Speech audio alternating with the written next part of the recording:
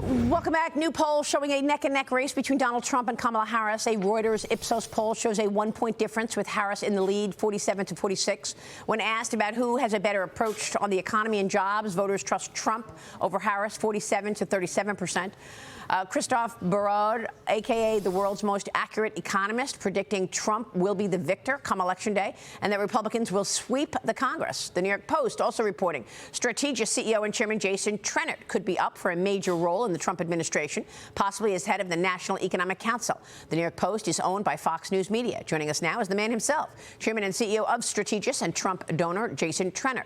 Strategas is a Baird company. Jason, great to see you. Great to be here. Thanks so much for being here. Are you expecting to be part of the Trump administration? Well, yeah, listen, the main thing is he has to win first. That's my only political ambition now, is to get President Trump to help him in some way on Tuesday, and then we'll see. And if it happens, if I'm fortunate to be asked, it would be an honor to serve, obviously. So. Well, Jason, you've done such an incredible job, your firm, in terms of the research on where we are. And I always come back to the issue of inflation. So I want to get your take on what you believe to be the most important policy changes that need to be made. Well, let's say you were to be part of the administration. Where would your focus be? Well, listen, I think there's only one party that's actually talking about cutting spending. There's only one candidate that's talking about cutting government spending, and that's Donald Trump and the Republicans. Everyone else is talking about how they can maybe give stuff away to other people. And I would say, you know, on the Republican side, too, people do that. But there's only one person that's actually saying we're spending well beyond our means. And I would start with that. And that's why I think Elon Musk's potential role in an administration is very exciting.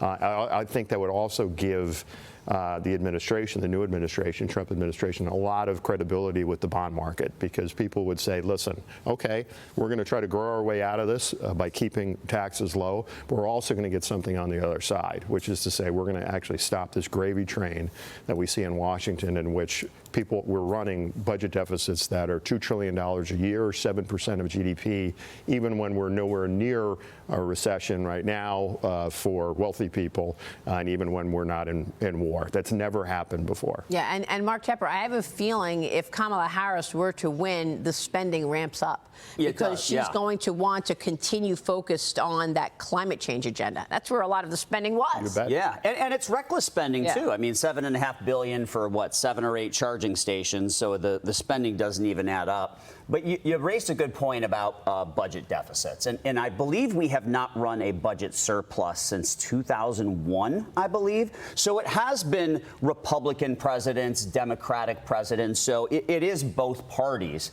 Do you believe that a budget surplus is something we can realize again in the near future? No, to be very candid, but I do think you could get, my friend Scott Bessent believes you could get the deficit as a percentage of GDP down to 3%, let's say at the end of President Trump's term. That's very reasonable. That's very reasonable in comparison to our trading partners. So it's going to take a long time when you're starting at 7% of GDP, $2 trillion a year. It's tough to do that without causing undue pain. But we can at least stop the bleeding. We can at least get things a little bit more reasonable. We can start funding ourselves in a way that is more forward-looking, as opposed to right now, 50% of our debt matures in the next 3 years.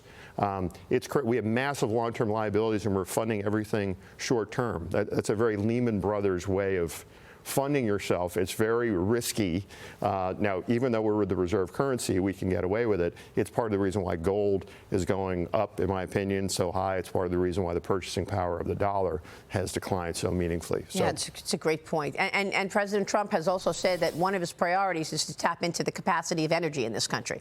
And if you put more oil in the global market, you push prices lower, and that also reins in inflation. Our strategic petroleum reserve right now in this country is the lowest it's been since 1983. So more than 40 years.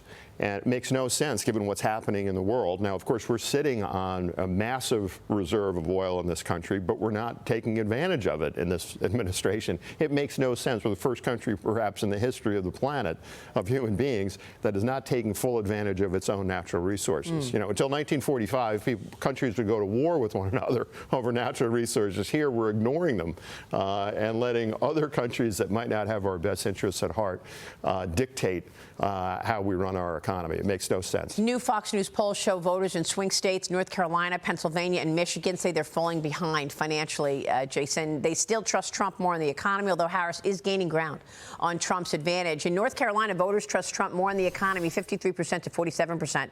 That's down from a 7-point lead last month and a 9-point lead in August. In Pennsylvania, a more narrow race on the economy as voters trust Trump more, 51% to Harris's 47%. That's down from an 8-point lead last month. And then in Michigan, voters say they trust Trump more in the economy, 50% to 48%. Earlier this year, Trump was up by 11 points in that poll. So tell me about the election 5 days away and how you see it. Which battleground states are you focused on? Well, listen, I think a lot of it comes down to Pennsylvania. I'm hardly a political expert. I'm going to Pennsylvania right after the show.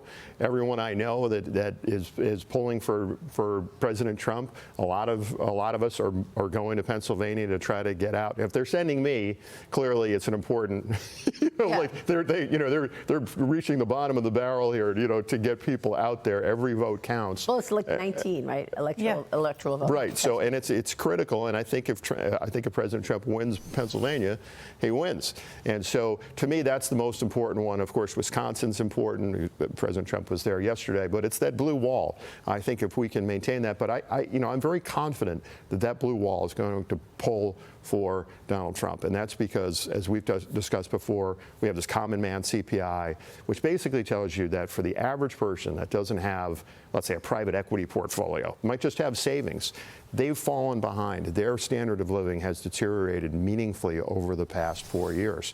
And so people feel that. And, again, if you're relatively wealthy, maybe you don't see it as much. But if you're just a regular person, it's clear as day. And I think those states are going to move towards President Trump. Yeah, we're looking at America's standard of living and your latest CPI. You looked at changes in the standard of living for Americans, comparing Trump's first 44 months in office to Biden-Harris's. You're warning of a second wave of inflation in 2025 unless Trump gets back into office. Tell us about that. You've said on this program many times that when you see an inflation spike of above 6%, that's right, that you typically get another one. Yeah, historically, regardless of who's president, historically, once you have one wave of inflation over 6%, the chances of getting another wave is about 9 and 10.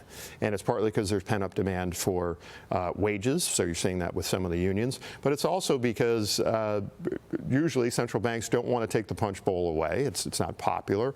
And then also you usually get into that problem like we did in the 70s by spending more money than you have. So in the 70s, you had the Vietnam War, you had a Great Society, and you never mended your ways in terms of spending until it was too late, until Volcker had to slam on the brakes, and then everyone experienced a gut-wrenching recession. What we're hoping now is that you take preventative measures to stop the spending, because I believe, as Elon Musk said on Sunday, and Milton Friedman said before him very famously, inflation is an export of Washington, D.C. It all stems from too much spending and too much money in the economy that is not productive.